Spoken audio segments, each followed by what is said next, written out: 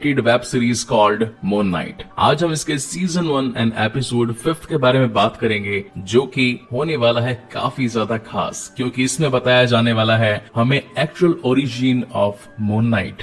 आगे बढ़ने से पहले आप सभी से एक चीज क्लियर कर देता हूं कि अगर आपने इसका मेरी तरफ से एक्सप्लेन किया हुआ सीजन 1 का एपिसोड 1, 2, 3 और 4 नहीं देखा है, तो इस वीडियो के डिस्क्रिप्शन में उन सभी की प्लेलिस्ट का एक लिंक मिल जाएगा, जहां पर ये सारे के सारे वीडियोस अवेलेबल है, वो भी with no photos, only with video clips. और हाँ, साथ ही एक बात और बता दूं, इसका 4th एपिसोड एक हॉरर मूवी से कम नहीं था, और उसमें मैंने इजिप्शियन गॉड्स के बारे में भी बहुत सारी डिटेल्स दी हैं। तो एक बार आगे बढ़ने से उस वीडियो को भी जरूर चेकआउट कर लेना। So now without wasting time चलिए आते हैं इस कहानी की मेन स्टोरी लाइन की तरफ, जिसकी शुरुआत एक छोटे बच्चे के चिल्लाने से होती है। और तभी वहाँ पर एक औरत आकर कहती है कि ये सब कुछ तुम्हारी वजह से हुआ है। और तभी ये सीन शिफ्ट हो जाता है मार्क स्पेक्टर पर, जो कि अभी एक असाइलम में था, और उसके सामने बैठा था डॉक्टर हैरो, जो कि उसे कहता है कि ये नुकसान हमने तुम्हें नहीं बल्कि तुमने अपने आप को पहुंचाया है। इस वक्त तुम घड़ी की 2 सुई के बीच में अटक चुके हो, एक सुई जो कि सच पर है और एक सुई जो कि मन गढ़ंत कहानियों पर है। अभी तुम्हें डिसाइड करना है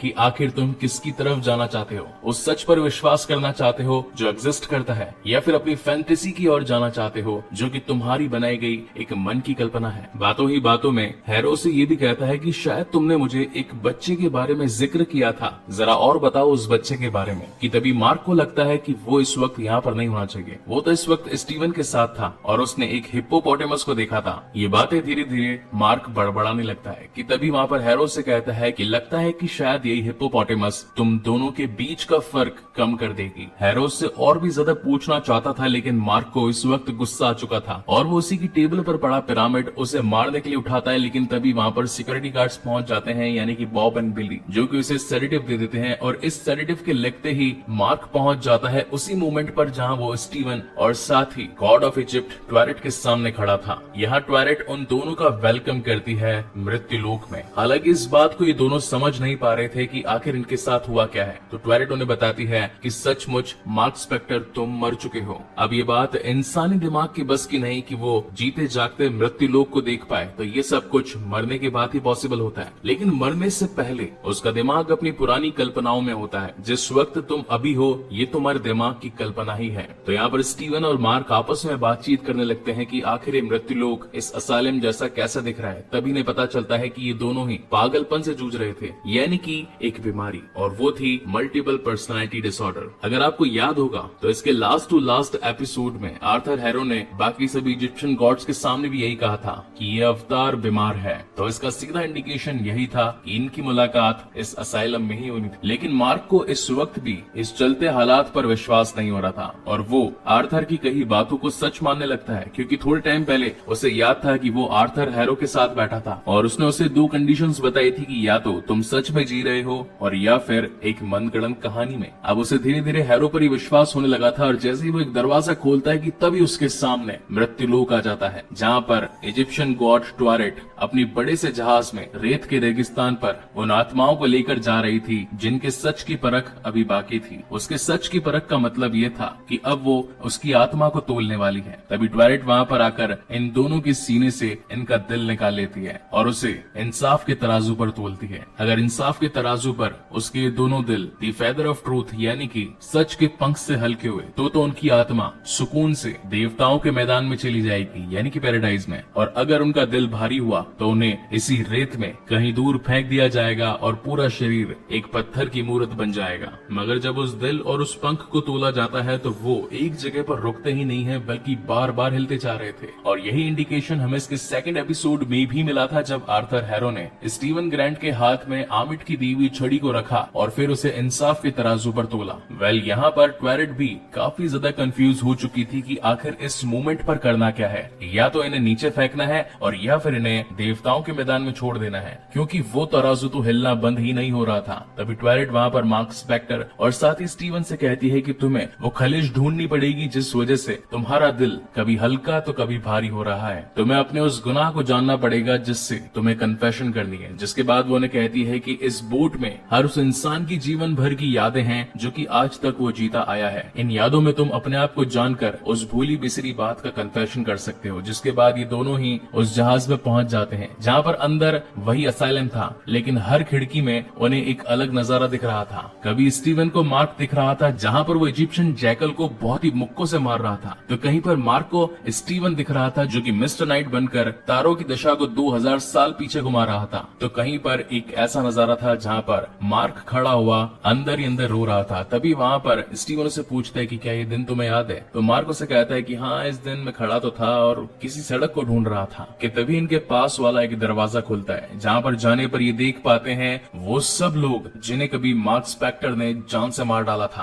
तो स्टीवन ये देखकर हैरान होता है और उससे पूछता है कि क्या सचमुच तुमने अपनी जिंदगी में इतने सारे लोगों को मौत के घाट उतार दिया? तो मार्क बताता है कि ये वो लोग हैं जिन्होंने गुनाह किए, मैं कभी भी मासूम लोगों को जान से नहीं मारता। कि तभी वहाँ पर एक छोटा सा बच्चा उनके सामने आता है। स्टीवन मार्क से पूछता है कि आखिर इन मरे हुए लोगों में ये छोटा बच्चा यहाँ पर क्या कर रहा है, और उस बच्चे से सच जानने की चाहत में स्टीवन उसके पीछे पीछे भागता है। मार्क उसे मना करता है कि नहीं, उसके पीछे मत भागो, उसे जाने दो। कि तभी वो एक ऐसे दरवाजे में पहुंच जाता है जहाँ पर ये एक अलग टाइम में पहुंच चुका था। मार्क बार बार पीछे से दरवाजा ठोक रहा था कि स्टीवन वापस आ जाओ, मगर स्टीवन उस जगह पर पहुंचकर अपनी मॉम को देख पाता है और वहीं अपने बचपन को भी देख पाता है। और यहाँ पर हमें ये पता चलता है कि इस वक्त स्टीवन का एक छोटा भाई भी था जिसका नाम था रोरो, जिसका कॉमिक्स में नाम दिया गया है रेंडल स्पेक्टर। यहाँ पर रोरो एक ड्राइंग बना रहा था जिसके अंदर मछली का एक पंख टूटा था। अगर फर्स्ट एपिसोड की बात करी जाए तो मार्क स्पेक्टर या फिर स्टीवन के पास में भी वही एक ऐसी मछली थी जिसका पंख टूटा हुआ था।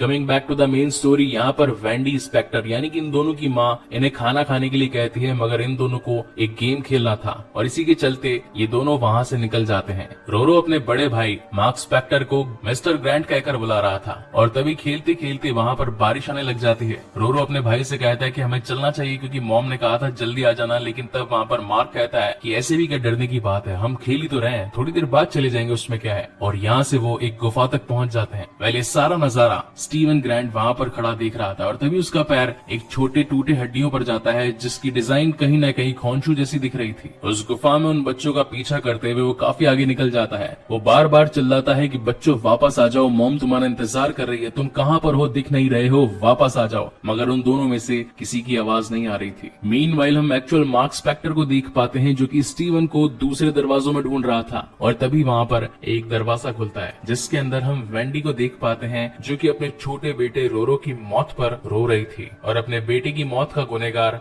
मार्क को बताती है और कहती है कि ये सब कुछ तुम्हारी वजह से हुआ है। इसके बाद में स्टीवन मार्क की और भी पुरानी यादों में जाता है और देख पाता है कि जब उसका 10th बर्थडे था तब वहाँ पर उसकी मॉम नहीं थी, उसने अकेले ही केक काटा था और ऐसा करते करते जब वो 12 साल का हो गया तब भी वो अकेले ही केक काट रहा था, उसकी मॉम वहाँ नहीं थी। लेकिन जब उसकी मॉम उसके सामने आई तो उनके हाथ में शराब थी और इस वक्त भी वो सिर्फ उसे ही कोस रही थी कि सिर्फ तुम्हारी वजह से आज मेरा बेटा मेरे पास नहीं है। हर जगह से नकारा गया मार्क स्पेक्टर अब उस मोमेंट से गुस्सा होकर चला जाता है कि तभी उसकी मॉम उसके पीछे पीछे जाती है और ये सीन यहीं पर कट हो जाता है। जिसके बाद में मार्क और स्टीवन दोनों ही अपने आप को अपनी टीन एज में देख पाते हैं जहाँ पर मार्क ने अपना घर छोड़कर जाने का डिसाइड कर लिया था अपनी माँ के चलते बुरे रवैये की वजह से। यहाँ पर स्टीवन मार्क से पूछता है कि आखिर तुमने घर छोड़ने का फैसला क्यों किया, और यहीं से कहानी एक और फ्लैशबैक में जाती है जहाँ पर हम उस एक्चुअल दिन को देख पाते हैं जिस वक्त मार्क स्पेक्टर एक इजिप्शियन कमांडर बुशमैन के साथ में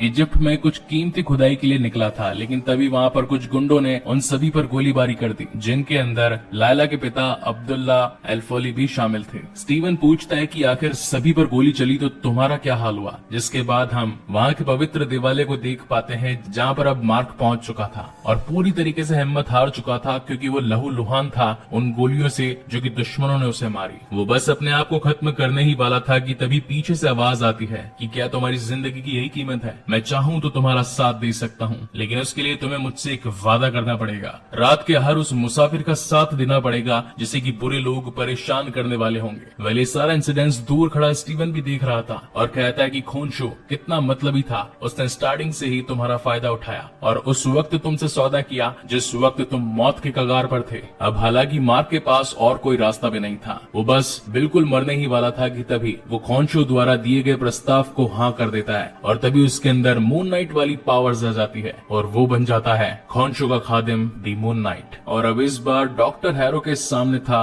Steven Grant instead of Mark Spector. वहाँ पर स्टीवन को देखकर डॉक्टर हैरो उससे पूछते हैं कि काफी टाइम बाद मुलाकात हुई, आखिर तुम कैसे हो स्टीवन। तो स्टीवन कहता है कि तुम वही शख्स हो ना जिसने मुझे गोली मारी थी। हालांकि चाल ढाल बदल गई है, कपड़े बदल गए हैं और साथ ही मूंछ भी आ गई है, मगर मैं तुम्हारे इस पहनावे पर नहीं आने वाला। वो अगेन वहाँ से भागने की कोशिश करता है, लेकिन हैरो उसे कहता है कि तुम्हें सच का सामना करना ही पड़ेगा, तुम्हें ये पता लगाना पड़ेगा यही तुम्हारी रियलिटी है या फिर ये तुम्हारी फैंटेसी है। जिसके बाद यहाँ से सीन अगेन एक और फ्लैशबैक में जाता है और ये वो मोमेंट था जहाँ पर लास्ट टाइम सीन कट हो चुका था। इसमें यंग मार्क स्पेक्टर बैठा बैठा रो रहा था और उसकी माँ दरवाजा पीट रही थी कि दरवाजा खोलो। वो बदला लेना चाहती थी अपने छोटे बेटे की मौत का। ये सब सोचकर मार्क पूरी तरीके से डर चुका था और ये वो फर्स्ट टाइम था जिस वक्त वो ब्लैकआउट होकर एक दूसरी शख्सियत में बदल गया था जो कि थी स्टीवन ग्रैंट की। और यहाँ पर स्टीवन ये देखता है कि सारे कलर्स फैले हुए क्यों हैं। वो उन सभी को जमाने लगता है, एक अच्छे बच्चे की तरह बर्ताव करने लगता है। वहीं पर हम एक जूम होती पिक्चर को भी देख पाते हैं जिस पर लिखा था don't fear Steven Grand is here. और तभी उसकी मॉम आकर उसे बहुत ही बुरी तरीके से बेल्टों से मारने लगती है, जिसके बाद वो अगेन रियलिटी में पहुंच जाता है। यहाँ पर स्टीवन मार्क से काफी ज्यादा नाराज होता है और कहता है कि आखिर तुमने मुझे बनाया, मैं ही तुम्हारी दूसरी पर्सनालिटी हूँ। मुझे तो लग रहा था कि मैं वाला सच हूँ, मगर असली सच तो तुम हो और तुमने मुझे बनाया सिर्फ इसलिए ताकि तुम अपनी गम भरी जिंदगी, अपने दुखों को भुला सको। जिस वक्त तुम्हारा किसी मुसीबत से सामना होता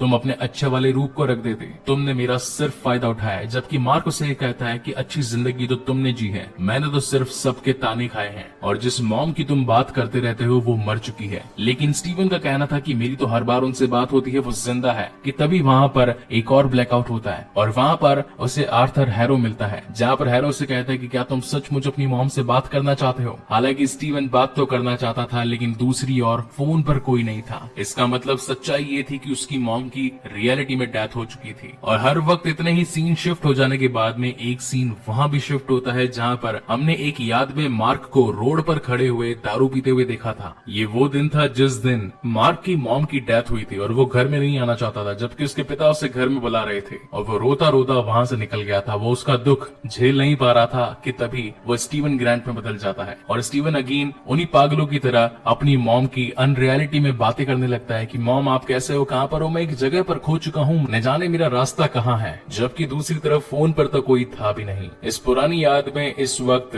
मार्क स्पेक्टर और साथ ही स्टीवन ग्रैंट दोनों शख्सियत थी जो कि आपस में ये बातचीत कर रही थी कि मार्क काफी ज्यादा परेशान है अपने भाई की जान चले जाने की वजह से। तभी वहाँ पर स्टीवन उसे बताता है कि इसमें तुम्हारी कोई गलती नहीं, तुम तो एक बच्चे थे, अपने आप पर अफसोस करना बंद करो। और ये कहते के साथ ही ये दोनों फिर से पहुंच जाते हैं उस मृत्यु लोक के जहाज पर। और अब तक इनका समय भी पूरा हो चुका था क्योंकि यहाँ पर दिल और उस पंख उन दोनों में ही अब बिल्कुल तालमेल बैठ गया था, ना ही ज्यादा और ना ही कम। देखा जाए तो यहाँ पर इनके साथ में दोनों ही इंसिडेंट्स होने वाले थे, यानी कि कोई तो रेत में दबेगा और कोई तो देवताओं के मैदान में जाएगा। और देखते ही देखते यहाँ पर रेत से निकलकर कुछ दानव इन दोनों पर ही हमला कर देते हैं। पहले तो मार्क उन्हें संभालने की कोशिश करता है, लेकिन जब उनकी तादाद ज्यादा हो जाती है तो स्टीवन सोचता है कि आखिर अब शरीर दोनों का एक है तो फिर मैं क्यों नहीं लड़ सकता, और वो उसकी मदद करना स्टार्ट करता है। जहाँ पर स्टीवन उन रेत के दानवों से उसे कई बार छुड़वाता है, लेकिन इसी बीच एक दानव उसे ही रेत में खींच लेता है। मार्क उसे ऊपर से खड़ा खड़ा चिल्लाता है कि स्टीवन भागकर मेरे पास आओ, यहाँ तक आ सकते हो तुम। लेकिन अब तक स्टीवन के पैर रेत में बदल चुके थे और देखते ही देखते वो पूरी तरीके से